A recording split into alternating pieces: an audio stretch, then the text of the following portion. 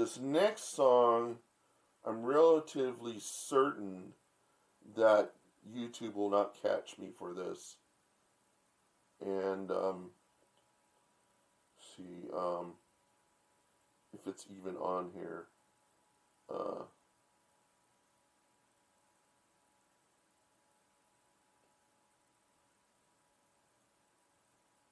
Oh, it's not on Spotify. It'll probably be on YouTube. So I do a search. Babylon. And on Guy Babylon. This is the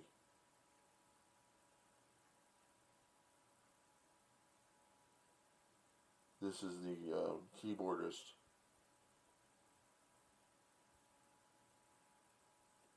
See if they have his keyboard. I'll say Guy Babylon.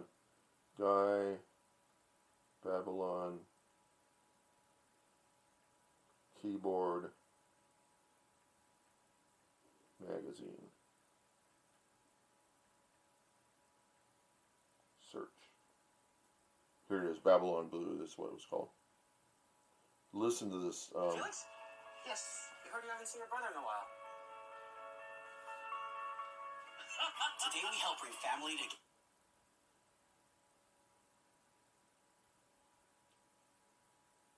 Okay, listen to this.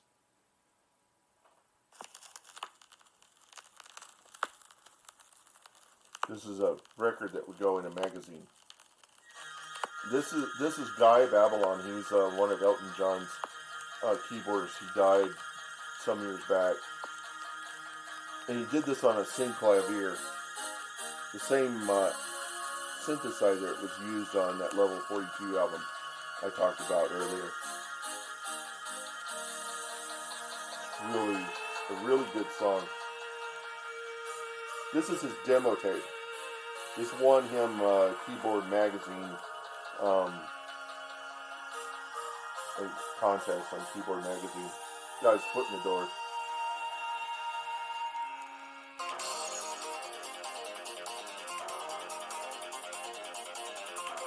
This is all done with a synthesizer, no guitars whatsoever.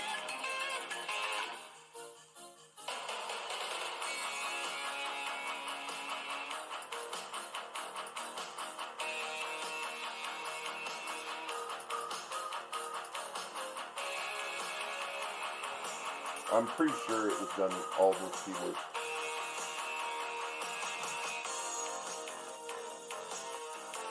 I've been told that FM synthesizers, which is what this is, has the capability of doing sample playback. So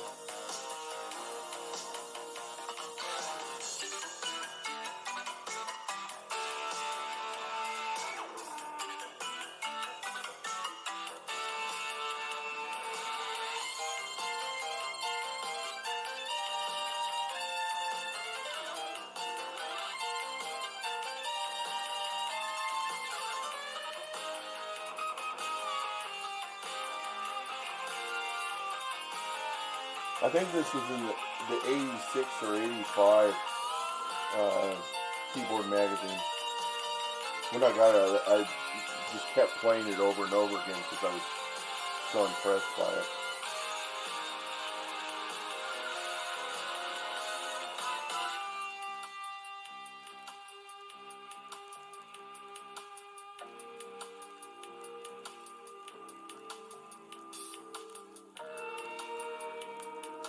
There's even a part in here where you can hear a vocoder. He's using a vocoder.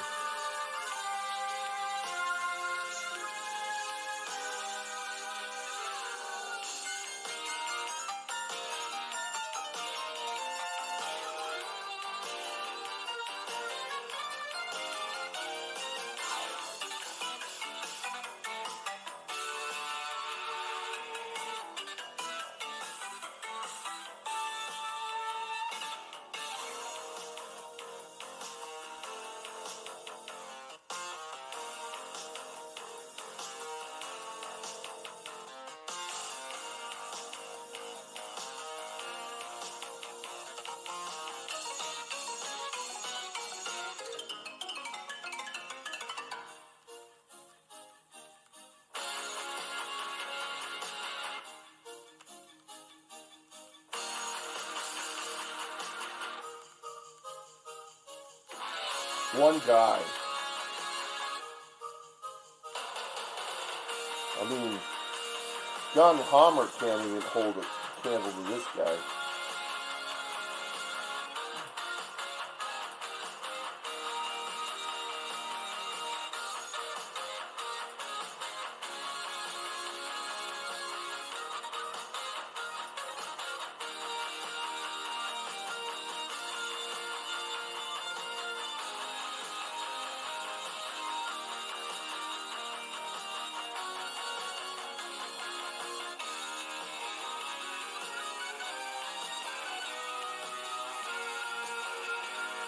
And from this, you can pretty much tell that the reason why he ended up playing for playing in Elton John's band, because it sounds like something Elton John would write.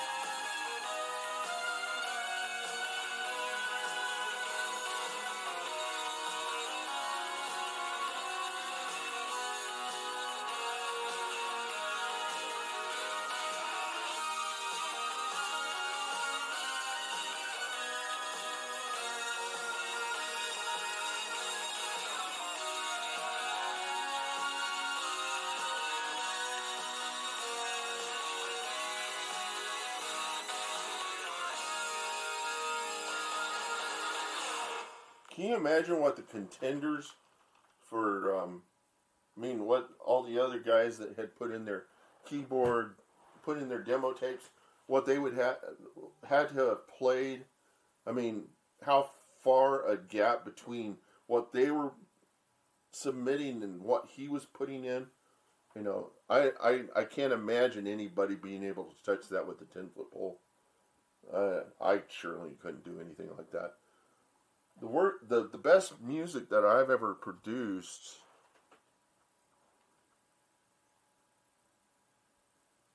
I did on my iPad. I think I can find it. It's on SoundCloud. Let's see if I can get into SoundCloud.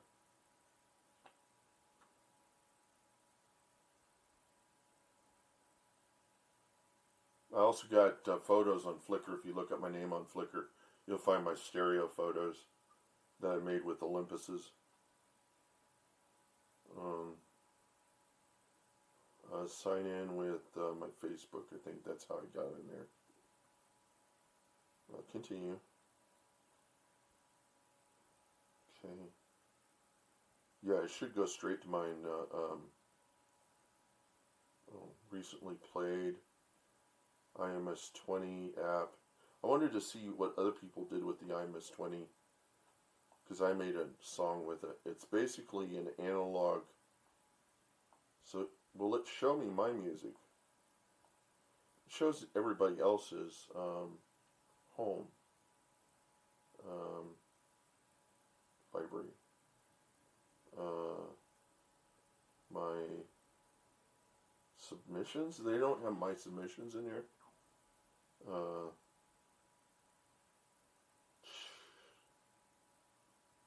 Your insights. Oh, here they are. All my listening. Reggae rock. This is done with an IMS 20 on an iPad 1. Actually, nobody likes that one.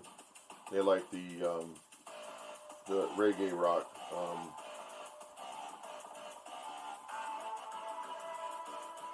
This is actually the reggae. I think that is it. There's another one. Robot reggae doesn't get as much.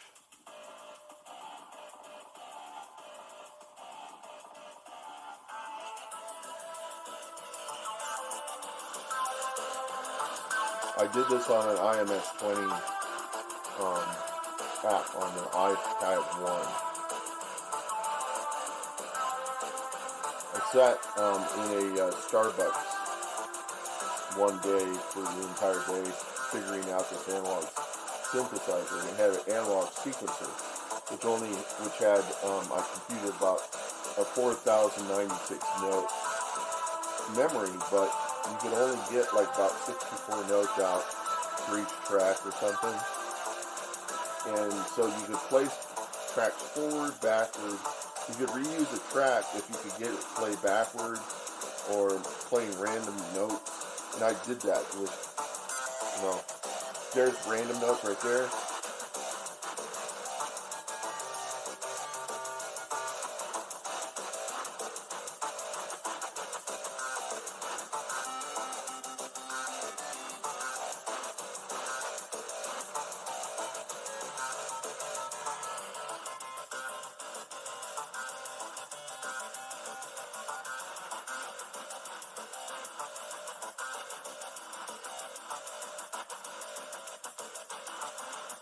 There's two different versions of this. One with a swing step to it to make it sound kind of like reggae. And then there's this one that seems that everybody likes the syncopated version. This one.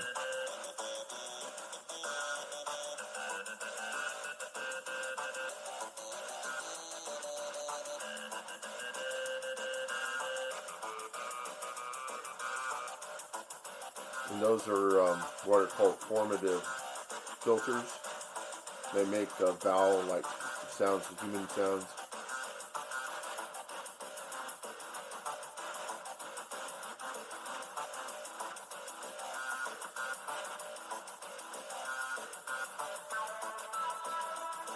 All within the app. It rendered it to a sound file, but the reverb and everything is all from that one app.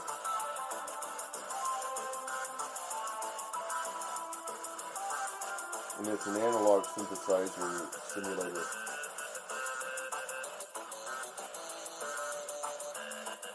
So much so that it actually lets you patch the cables.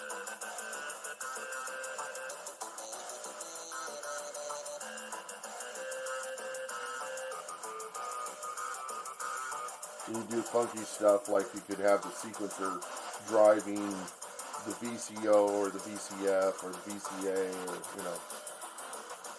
do really funky junk with it.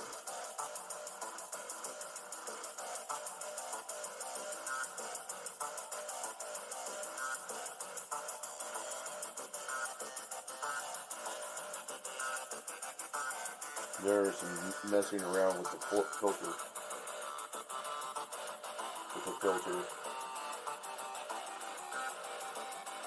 Possibly a square waveform adjuster.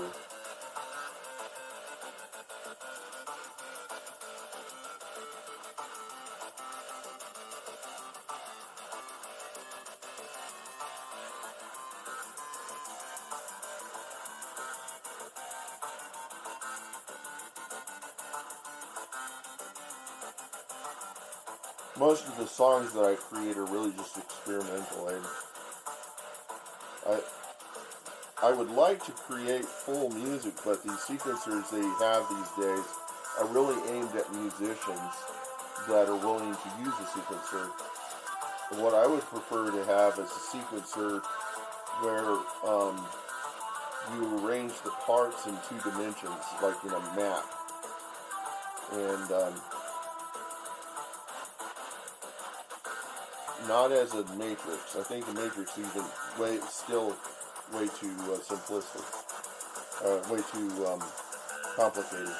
I think it's got to be a simpler way to make a sequencer or make a songwriting application. They just never do it. It's very simple. All you do is you just you don't arrange it linearly, because a nonlinear editor assumes that it's nonlinear, but it's still linear. It just, you can cut and move tape around, but that's still linear. It's not dealing with the problem. Oh, sorry. I just pulled the cord there. Sorry about that.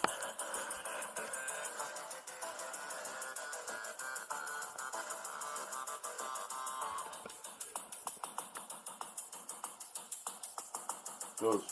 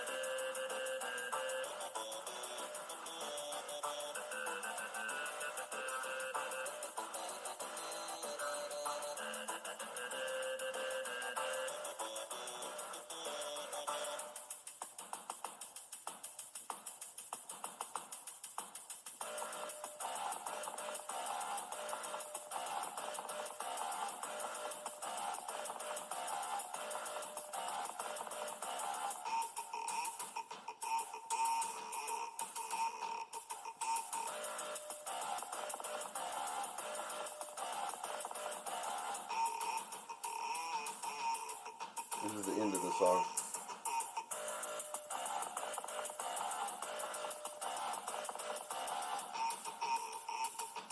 After this.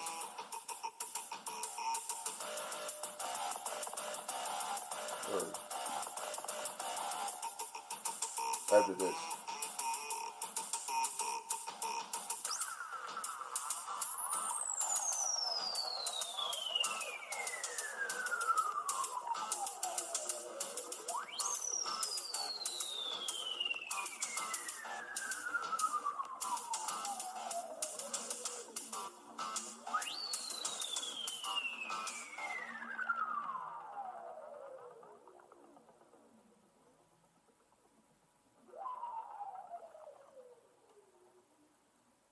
See.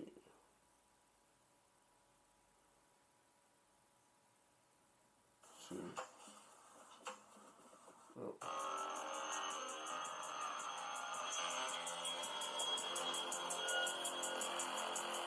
These is a combination of music programs. One of them is BitWizard, which uses simple Boolean functions or to produce samples. It actually takes bits. It lets you manipulate bits and produce frequencies with them over time, and so you can use variables, input variables, and then use math to generate the actual samples. It's kind of an interesting program. Could be a great source of waveforms to use in other places.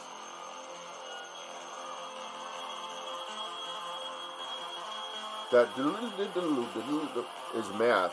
That's a little bit of math creating that.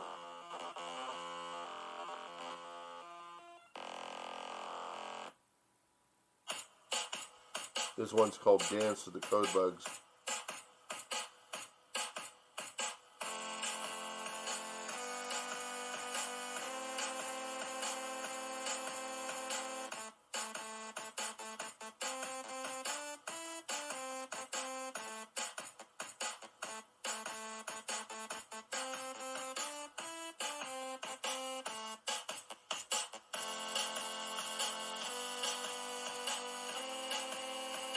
And there's Light Cycles of Doom.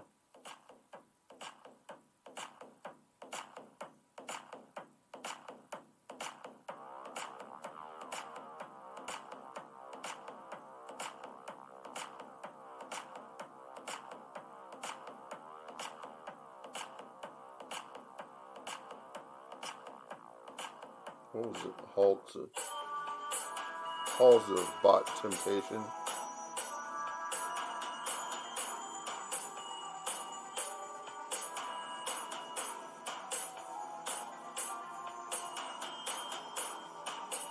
The bot war begins. Oh, that's what that was. Window shopping bots.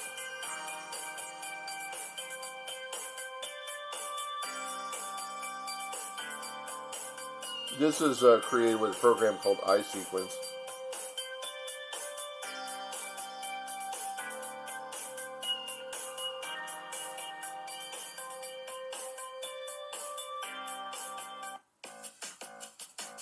This is also created with iSequence.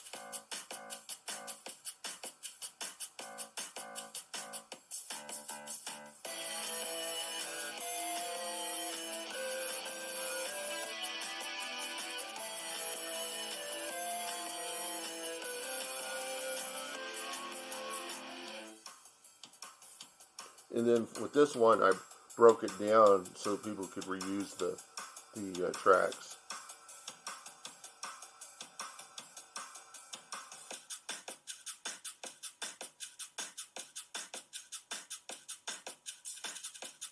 And I have it in Creative Commons so people can reuse it.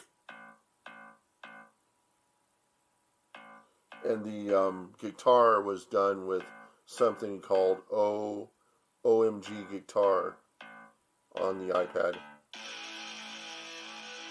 which is a guitar simulator.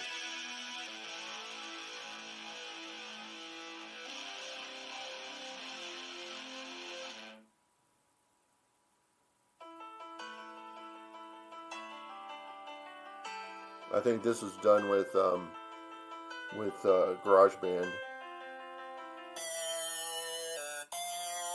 I think that was also done with GarageBand.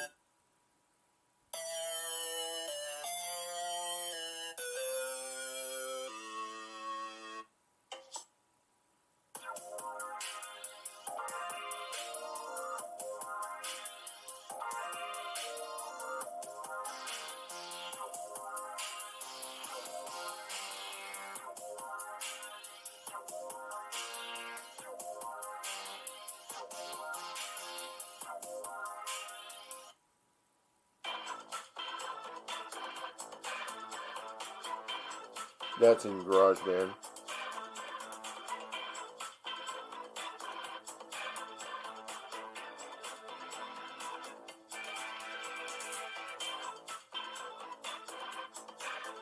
That's me actually playing.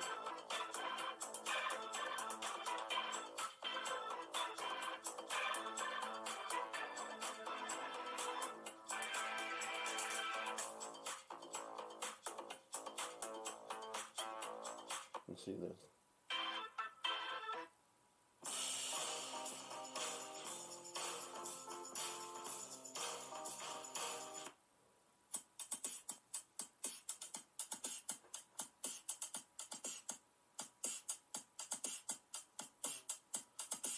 The icons in here, some of them were created with a painting program I made on the iPad using something called PhoneGap. Not this. This is done with Frax.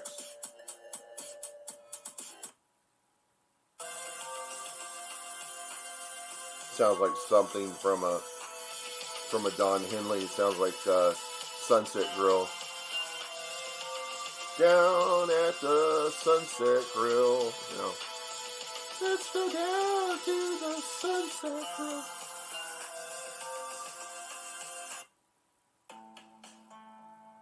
This one's called Lights Off, Evading the Aliens. And I was thinking of The Matrix when they're turning all the lights off and they're trying not to draw attention. Surfing a Sea of Silicon. Sounds like a surfing song.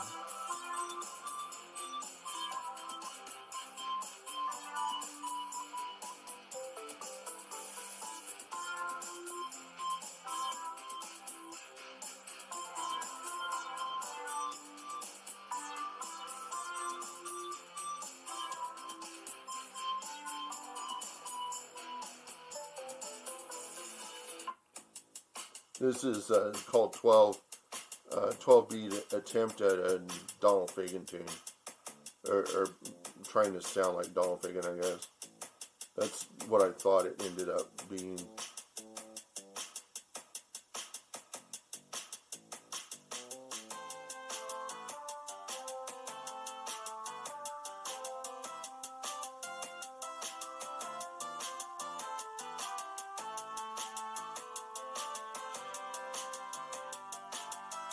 This is also done with iSequence.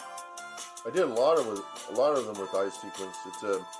It's basically a app that limits you to 8 notes polyphony, but it's like a tracker, like an old Amiga tracker, and it gives you a lot of capabilities in the way of routing your effects, and you can control pretty much anything in real time. You can record the adjustment of the knobs and stuff.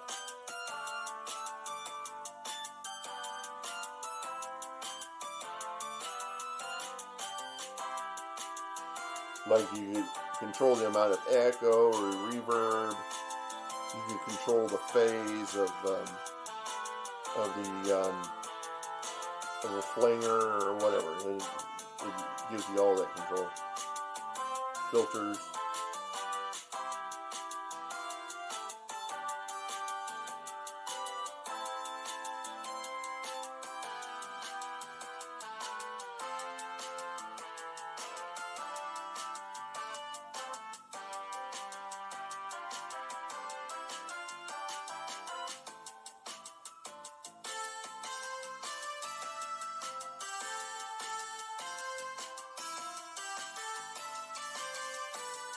Sounds nothing like Sonic Pig in here.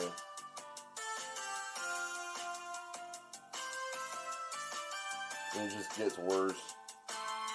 And I start thinking, oh, you're working on a thing, you just take the same old notes and reuse them, right?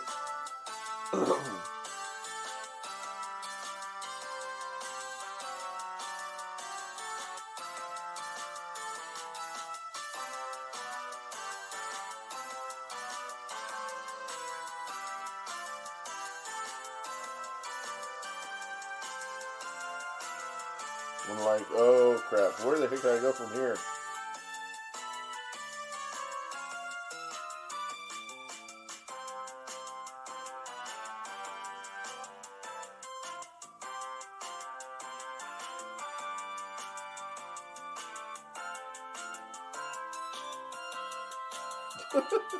Sounds really stupid now.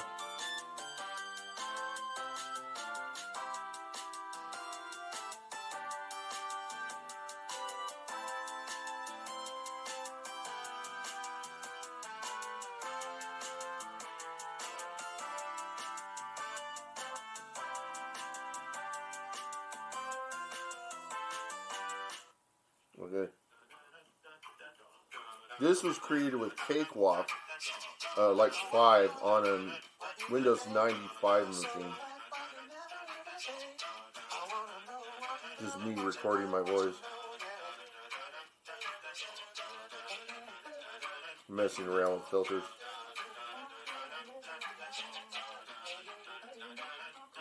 Only took me like a couple hours.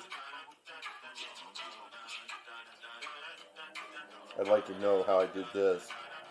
I don't remember.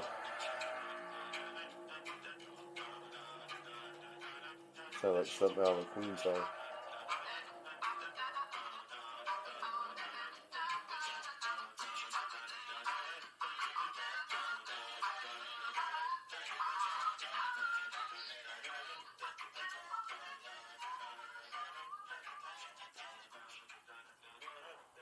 It had an ability to quantize it too, and that's what made.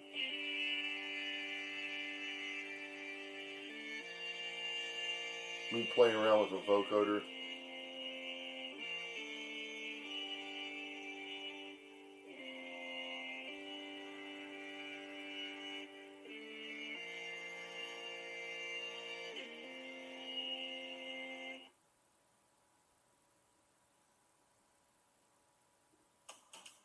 This is the reggae version of the song I played earlier.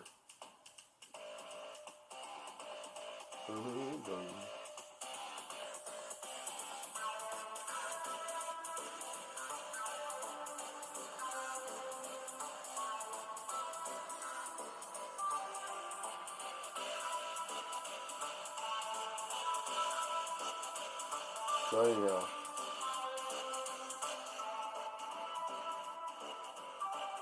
that's what my music sounds like. And that's the reason why people say, well, you create your own music. I say, I've done it, and I hate doing it, because it's such a pain in the ass. And the thing is that I'll never create my own music until I can find the kind of music editing program or music creation application that I desire. And that's one where you can sequence something and take the block and stick it off to the side, and then take another block and stick it over here, and you can say, okay, that's the chorus, this is this area of the song, that's that area of the song, and then you can attach them with cables, and you can even maybe use those parts of the song to drive other parts of the song, like you would an analog sequencer to drive an analog synthesizer, or use it to drive another sequencer. But the thing is there is such programs. There's something called Soundvox, and then there's something called Buzz Tools that have done stuff like that. But I really want something that you can record to, and that can quantize, that you can also edit like a sequencer or a linear sequence editor, but that you can cut it up into pieces and stick them around and attach them and set an order to them. And you say this one and that one and then this one and then that one, and you can move them around. And that, to me, in my mind, is a real nonlinear editor, a real nonlinear music program. But for some stupid reason, whoever created nonlinear video editors and nonlinear audio editors got the idea that by being able to cut it up and move it around in time on a time scale with layering stuff, that it's a nonlinear, and it's still fucking linear, okay? It may seem like it's two-dimensional, but it still isn't, because you're having to put things butt up against each other, and you're having to repeat this thing. You're not bringing the stuff outside of the sheet music and putting it off on the side, and then being able to say, I want this to repeat 2 times, and then I want this thing to repeat 4 times, and then say, okay, I want this thing to be scaled down to that one in time, that these are going to be the same amount of time. And then you're able to associate meta information outside of the scores themselves to control them. And in that way, it really is a nonlinear editor, because it's two-dimensional. You're dealing, and you can even deal with three-dimensionals and fourth-dimensional music composition. But whenever you put it in a timeline like that, you're constraining it to 1 and 2 dimensions, and this dimension is just layering, and that's one-dimensional. That is linear. We called it nonlinear. The only reason why we call it nonlinear was that you're not using an A/B roll system type thing. You were not editing the same piece of tape, but you're still working with tape, aren't you? Are you not? You're still working with time. When I think about nonlinear, I think about stepping outside of time. Stepping to the side of time, jumping out and saying, I want to take that out of there, put them up here in this, and create a graph, and then set an order to that graph, and maybe make it procedural, and so that you could do procedural song composition, even have it in such a way that you write programs that make new scores, just from what was given there, being able to put in a program that, and there are going to be people that will say, oh yeah, you can do that with this or do that with that. But you see, you have to buy a program, and then you have to buy those stupid plugins, and if those plugins fail, or if the program fails, if they take it off the market, or if they take the plugins off the market, you're fucked. And so it needs to be an open source, whatever it is. I will not touch commercial software for that reason. I've been burned by commercial software in the past, and they can always pull something right off the market, and then you're without a tool until you can find something else to replace it. That's the reason why Blender's got so many users, is because people were so fucking tired of dealing with buying 3D software and then having it ripped out of their hands, just because somebody wants to make some dough off of it. And the thing they don't realize is that whenever they do stuff in their best commercial interest against their users, then they're basically saying to their users, you fucking don't even matter. And the users will say, well, you don't matter as well. We're going to leave you. And that's the reason why Blender has 3 million users, and Autodesk only has 12,500 licenses that they sell to of Maya. Maya isn't even worth the waste. It's not worth wasting time on Maya, because half of that application's just making things look good for novices, So anyhow.